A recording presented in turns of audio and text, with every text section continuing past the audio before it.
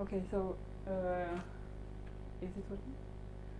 I would like to thank to the organizers for giving me the opportunity to talk here. So this is another talk about the cusp anomalous dimension.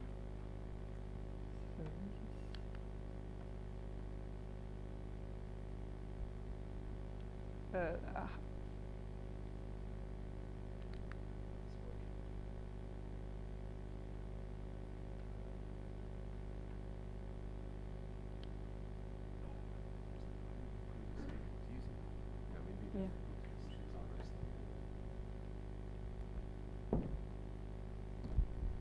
So this is another a talk about the computation of the cusp anomalous dimension.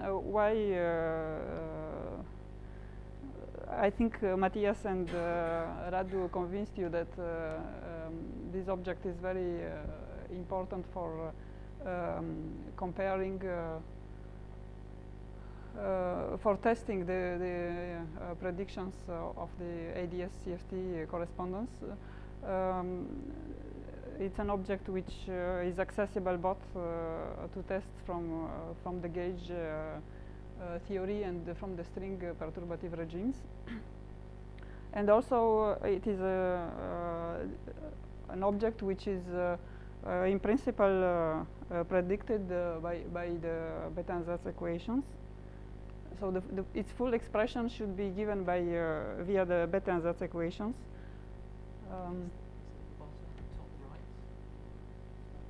Yeah, that's it. Okay. Yeah. So in principle, this object is predicted by the Bethe ansatz equations, but to get this full expression is rather difficult business. In particular, the strong coupling regime have resisted to analytical study. There were a lot of efforts dedicated to extracting the first few orders in perturbation in the inverse coupling constant, and well, there were some. The first successful test was numerical, and then painfully there were some analytical results which were obtained for the first for the leading order in the coupling constant by several groups. So this works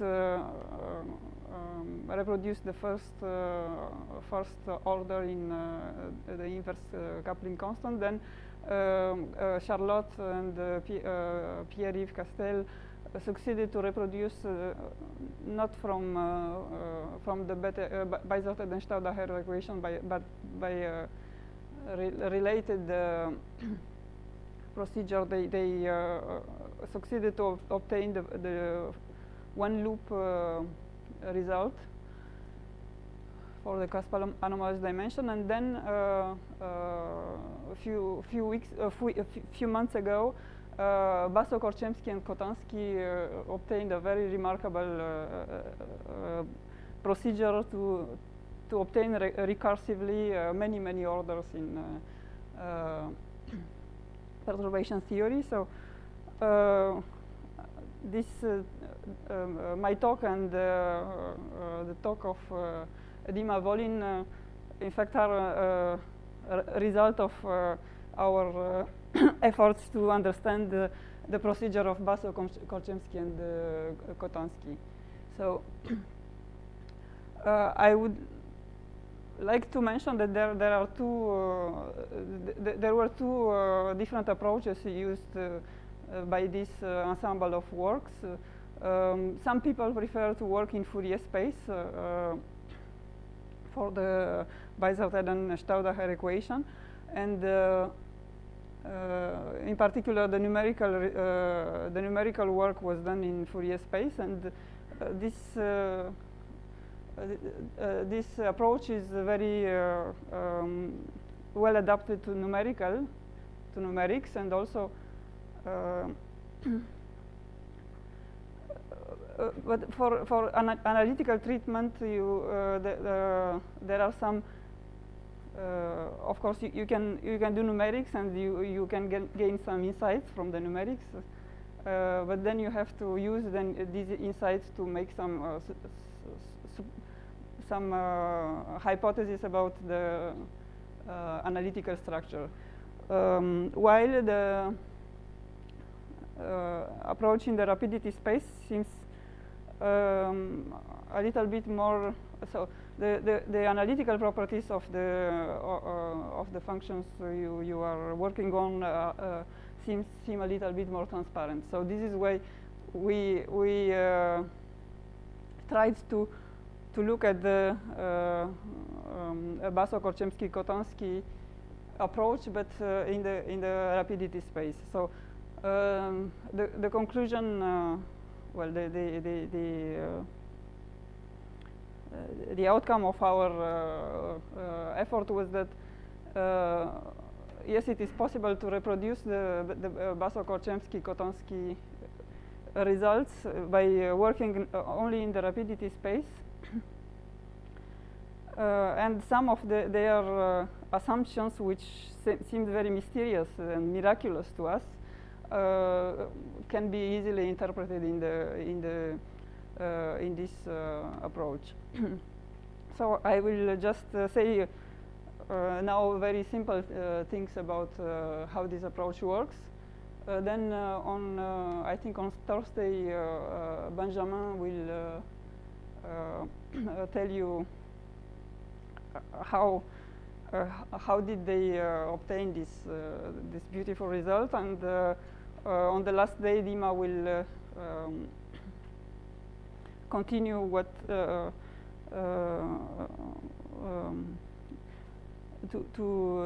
tell you how our approach works in so how to impose the conditions of analyticity on the object, which I'm going to introduce today. So, well, you already know that the cusp anomalous dimension, which can be also interpreted as the finite twist operator, is the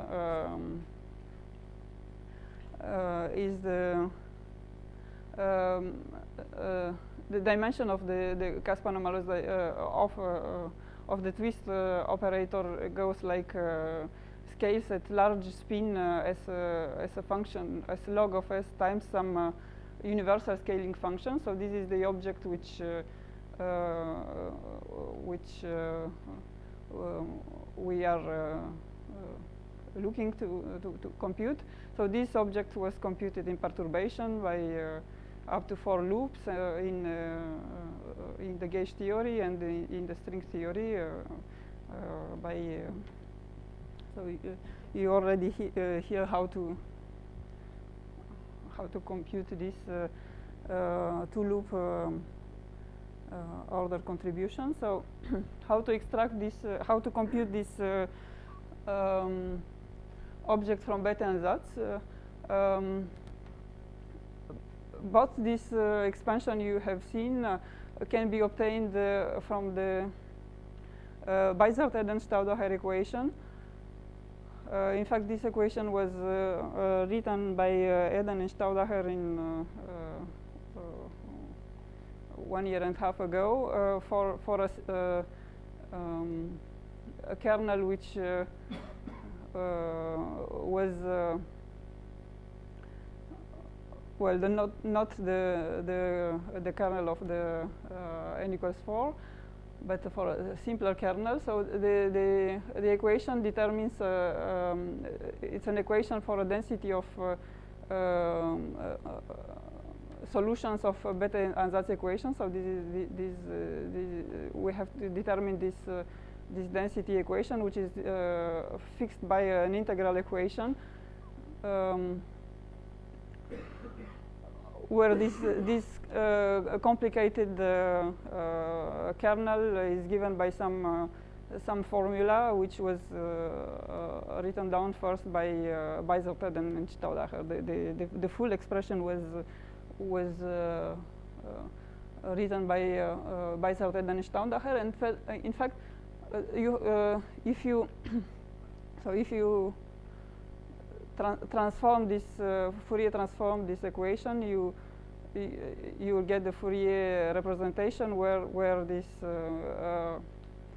kernel now can be written in terms of Bessel functions.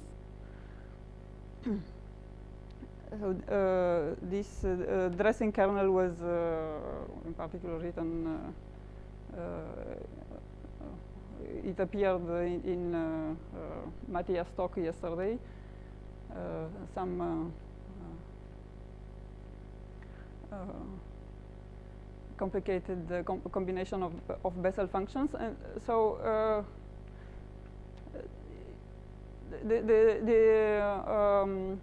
once you solve this equation for the object sigma of u or sigma of t, you can obtain simply the universal scaling function by taking the normalization of this density, or by taking the zero Fourier component of sigma.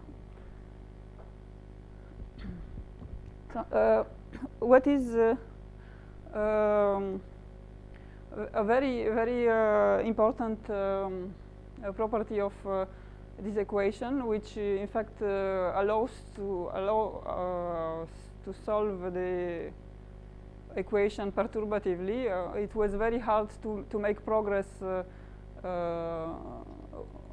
for analytical work without using this property. So the fact is that you can write the Serban and Staudacher equation in the form of two decoupled, a system of two equations for the density sigma and for another density, auxiliary density tau.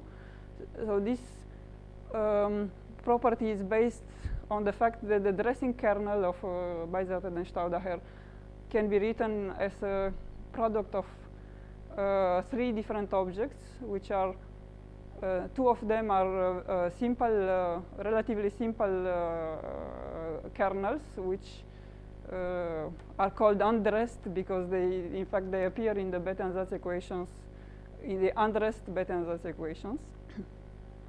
So representation in the rapidity space of these kernels is given here. So plus and minus, k plus and minus are combination with symmetric or anti-symmetric combination of these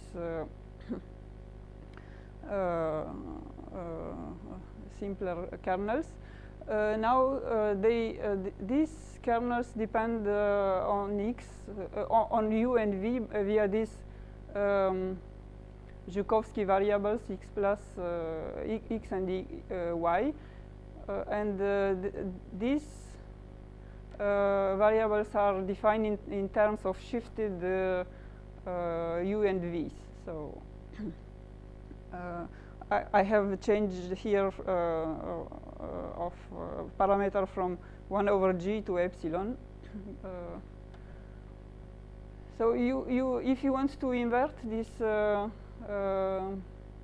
equations to have x in as a function of u, you see that you have branch cuts in the expression of x as u. So this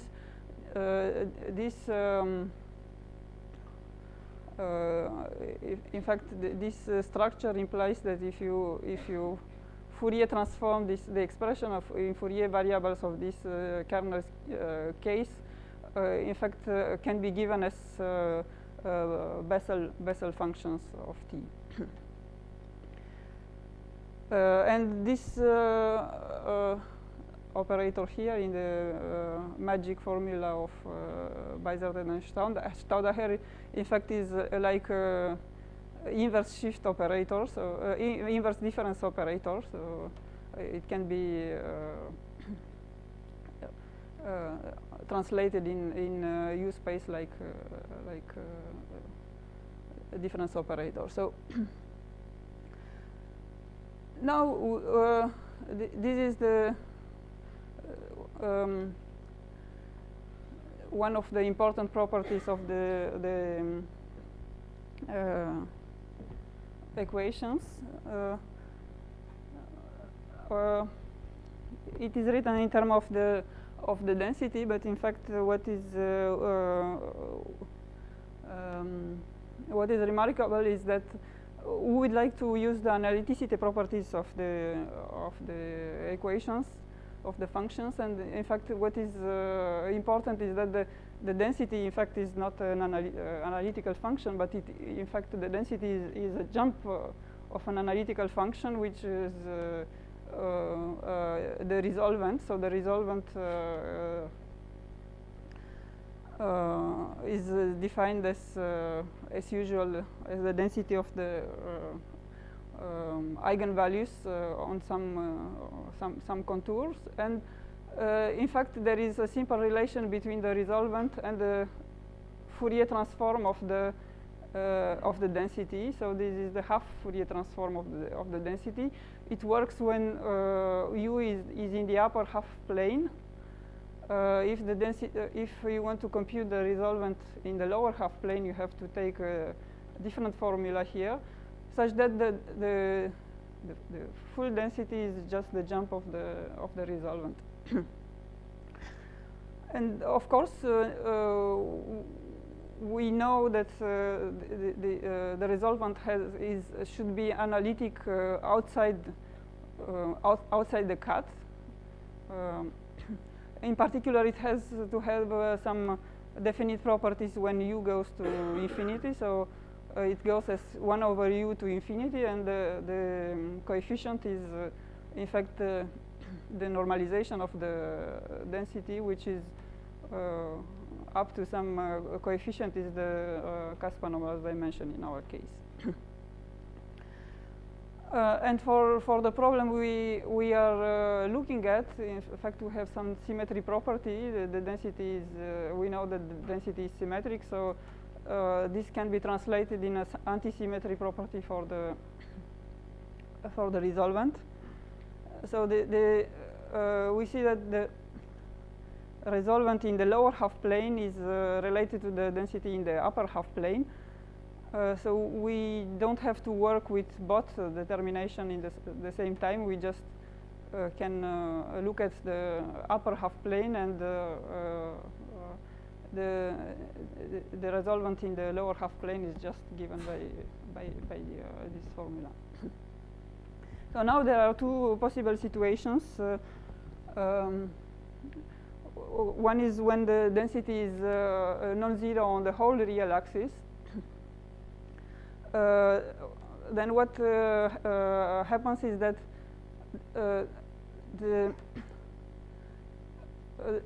there is a jump on the resolvent on the whole real axis, and you cannot continuously relate the density on the upper half plane and the lower half plane. They are two different functions. The fact that the density is supported here does not mean that the resolvent cannot be continued analytically. So this function can be continued analytically on the lower half plane. It may have some singularities on the lower half plane. And also this function can be continued on the upper half plane. So so this will be the case in the computation we do, but it is also possible to have density supported on some reunion of some intervals, and then the two branches of the resolvent are continuously related on this piece. So you can eventually get some information about the resolvent by looking at the monodromy around the end of these intervals. Let us write the equations for our resolvent. So the Beisert-Eden-Staudaher equation can be written in this way for the resolvent. Let's forget about this decoupling for the moment. It's not important. So we can write the equations just for the resolvent in the upper half plane.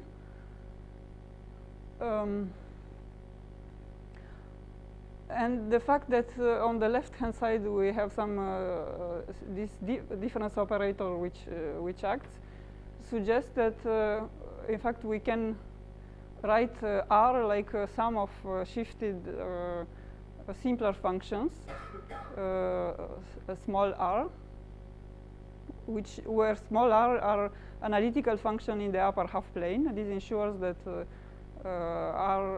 big R is analytical also, and small r has to go as 1 over u square at infinity to ensure that the resultant goes as 1 over u. So now the equation for small r looks like this. Now you remember that k is defined as a function of u by some functions which have branch cuts and nothing else.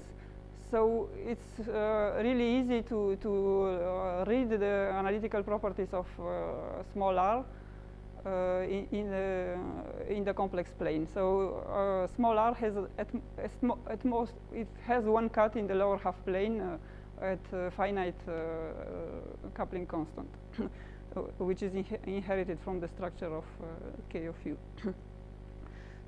So you can check that you can obtain the equation, the solution at weak coupling,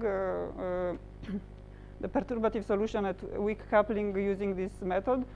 This function r, small r, is just a very simple function with a pole in the lower half plane, and this immediately gives you the density of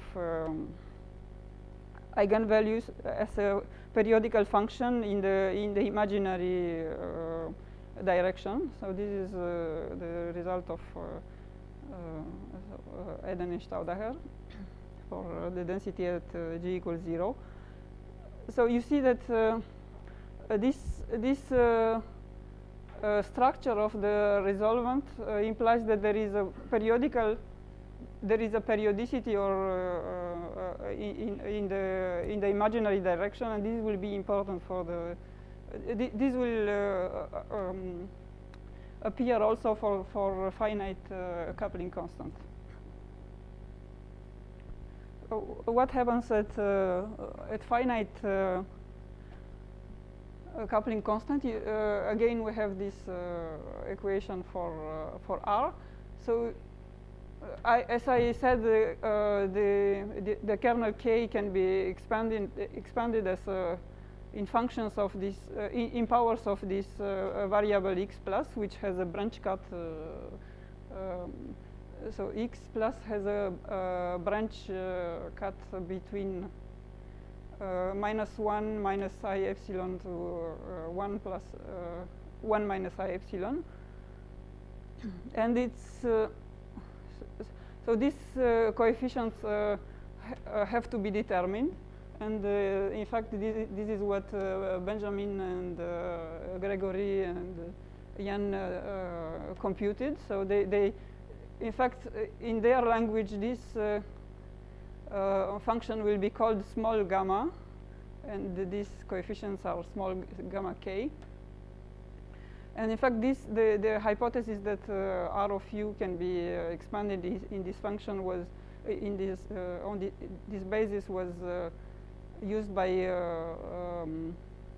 the group of Klebanov for their numerical approach. So in fact, when you Fourier transform these functions. This basis is in fact the basis of Bessel functions. Benjamin will use. So this the image of this branch cut, when you pass to the resolvent, these branch cuts will repeat themselves up to infinity. So you will the analytical structure of R of U is given by this repeated branch cuts, which becomes denser and denser as epsilon goes to 0. So, and if you want to compute the R of U at large G or at small epsilon, you may want to use the Euler-Maclaurin formula. For example, let's look at the coefficient k equals 1 here. What happens to it? So if you use the Euler-Maclaurin formula, all these cuts will disappear. You will be left just with the first cut, which will crash on the real axis. And there are some higher terms in powers of epsilon, and you see that if you do this expansion in powers of epsilon, you lose this structure of periodic, or well, they can give a periodic or not really periodic. You just change sign when you add R of U and R of minus U, but so you get this periodic structure which is related in fact to the non-perturbative terms in epsilon. So let me say now briefly how to deal with this, the equations once you decouple them.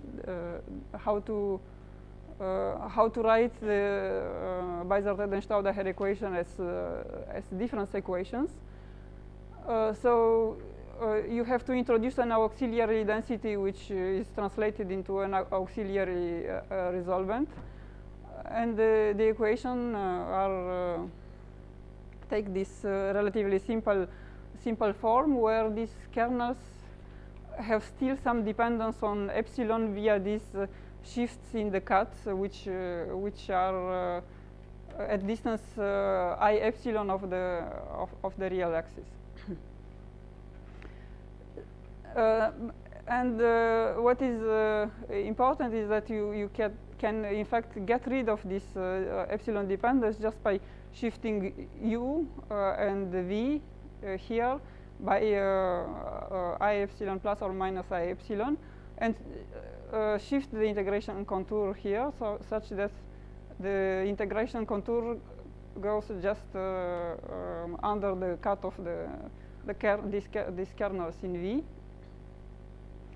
So once you did this, the equation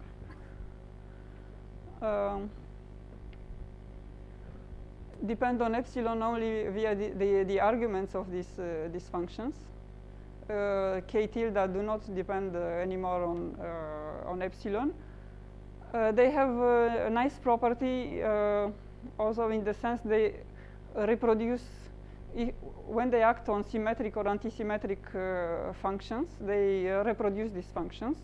So this is also a property which is used by Bazo-Korczemski-Kotansky.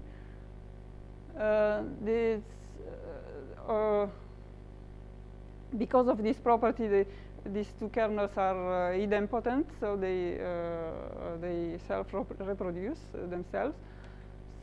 So you see that, in fact, you can, using this property, you can write this equation in in a very simple form as the action of the kernels on some. So you bring this right hand side to the left. So you see that you change the sign here. So it's and this term is self-reproduced. You act with k tilde because this is a symmetric function of S. So this is just you can write these combinations of resolvents as the solution of some very simple equations which do not contain epsilon anymore, except by via this trivial dependency here. So this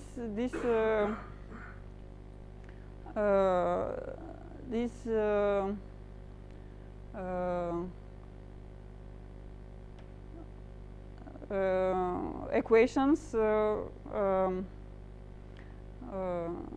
have many solutions. I call them a homogeneous equation because well, this part is in fact almost trivial. So you can solve, you can find very easily solution for a special solution for this term, and then you will have to solve the equations where you have 0 here and 0 here, and this is also some equations which were written by Bazo-Korczemski and Kotansky, and they are I think their notation for T and S are combination of their big gamma plus and gamma minus. So in order to the main problem is well now the hard part starts because you have to solve these equations, and they have a lot of solutions.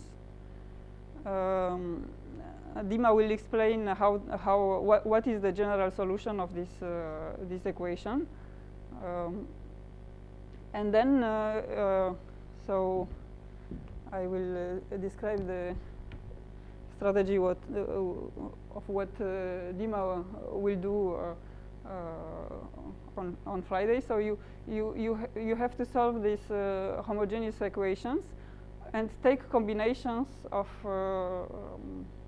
this homogeneous solution with arbitrary coefficients, which depend on the coupling constant. And there you have to be sure that your combination, the full solution is a combination of this homogeneous solution, and you have to be sure that this combination is finite in the near plane wave regime, because in the near plane wave regime, in fact, the scaling in the coupling constant changes.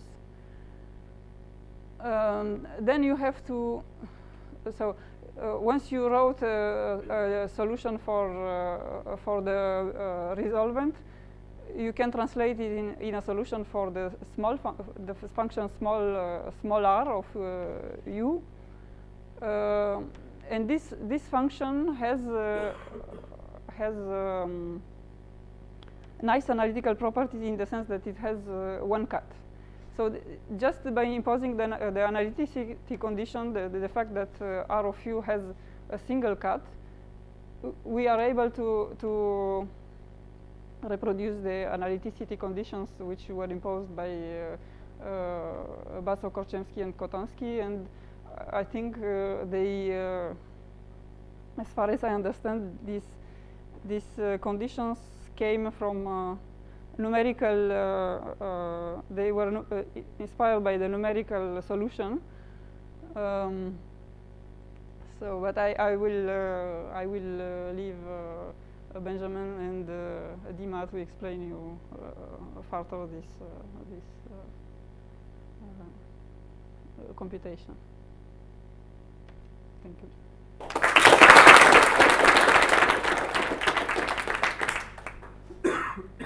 Question. So in your previous work, you had some problems of divergences. Yes. Yes. So how come how are they cured in this? Yeah, it's really miraculous. If you present it like this, you don't see what happens. In fact, the problem of divergences is solved by this decoupling. In fact, when you decouple your kernel like this, all this regime of near plane wave, somehow the contribution of this regime is somehow simplified. There is a miracle which happens, and in fact.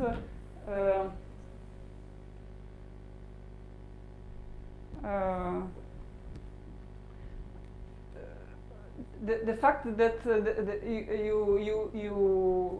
you don't have divergences in the near plane wave regime is appear when you take the appropriate combination of homogeneous solution with the right scaling of the coupling constant. So I hope that Dima will explain this. But all these properties are somehow taken care of this structure. I'm sorry that I could not explain it better, but it's really a very, very interesting structure, which is yes. You mentioned about these non-P2-body corrections, yes, which disappeared at some moment. Is it possible in your way to control them analytically? Somehow, when you impose the analyticity condition, you impose it on a function. You impose it when epsilon is finite. Somehow, you have a single cut which is isolated from the rest. So there should be some condition. I don't see it technically how to impose the full. How to get a constraint on the full dependency of this the coefficients on G, but almost all the operations we do are at finite epsilon, except for the fact that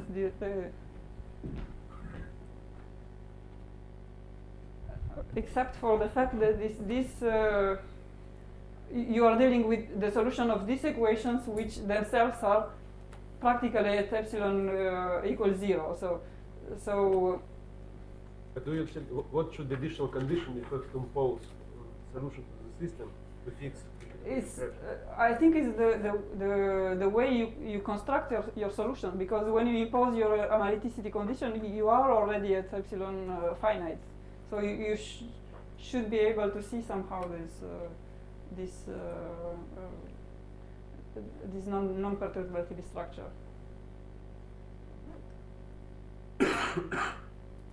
Any other questions? Yeah, let's thank. So we start again in Prof.